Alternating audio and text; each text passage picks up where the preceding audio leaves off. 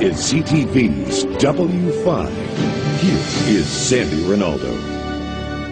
Welcome to W5.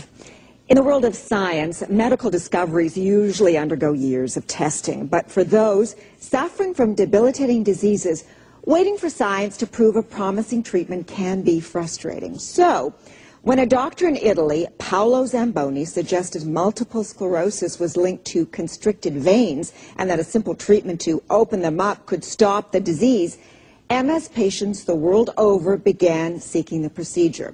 But others in the medical community are demanding strict proof.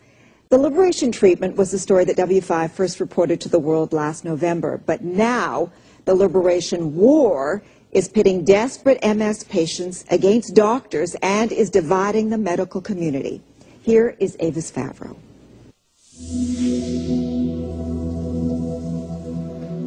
I said to the doctor that was doing the procedure, "Have you done something to me?" And he said, "Yes, we have." He said, "Why?" And I told him that I could move my foot, my hand. This is something Steve Garvey says he hasn't been able to do in a long time, stand on his own 2 feet. How long's it been since you've stood like this? Probably 6, 8 years. How does it feel? Feels good. Steve had run out of treatments for his worsening multiple sclerosis. He relied on a walker to cope with the fatigue, the numbness in his left hand and leg. But he says a treatment done here in Canada has given him newfound abilities. Show me a deep knee bend.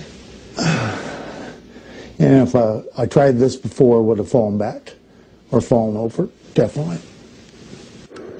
Like countless MS patients, Steve has been online, gathering information about a novel and controversial theory about their disease, developed by Italian doctor Paolo Zamboni.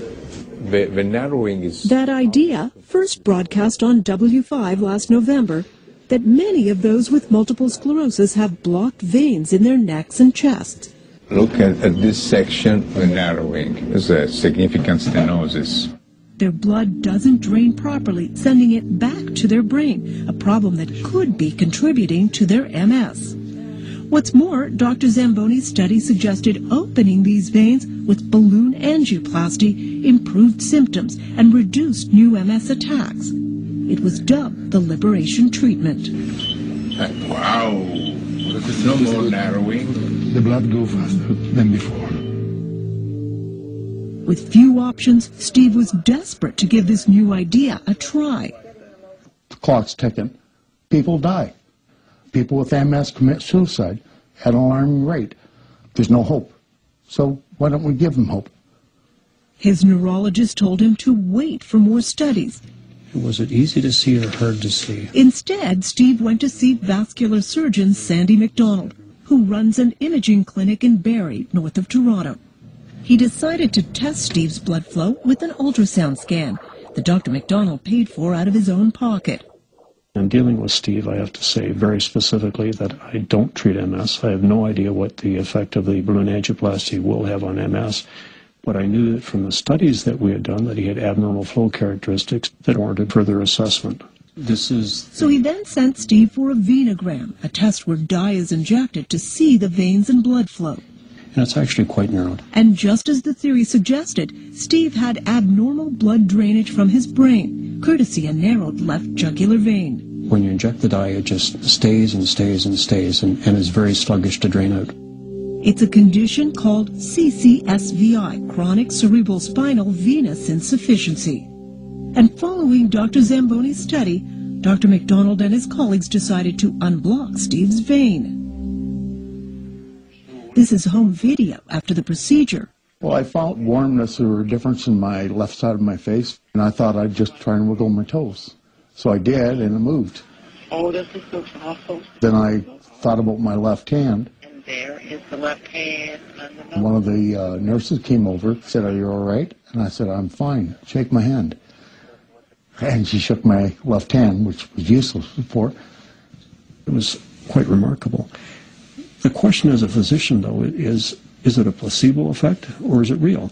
I mean, when a patient really wants to get better, sometimes when you do something, they seem to feel better, and it really comes down to, over time, assessing whether or not his improvements are real and will be lasting, and who knows. Steve was just one of 6 Canadian patients found to have impaired blood flow and treated by Dr. MacDonald and his colleagues. 5 agreed to be interviewed along with their families, like Leanne Webb, diagnosed with MS almost 20 years ago. At one point, I didn't have any movement in my right side. She also fit the theory with tests showing a narrow jugular vein, which was opened a month ago. I feel a lot better than what I have in the last long time, 5 years, 6 years. I can do laundry, I can go for a walk. The fatigue is, I don't even feel fatigued anymore. Matt Maltese has suffered with MS for a decade. The whole right side goes numb. Now the whole left side's numb. An initial ultrasound scan of his neck early February showed a problem. He seems to me as having abnormal flow in the jugular vein. Doctors opened up 2 blocked veins later that month. So can you show us how you go up and down the stairs right now? His father, Vito, took this video the day after. Usually going up, he does make it up the stairs, but it's a 10 or 15 minute event.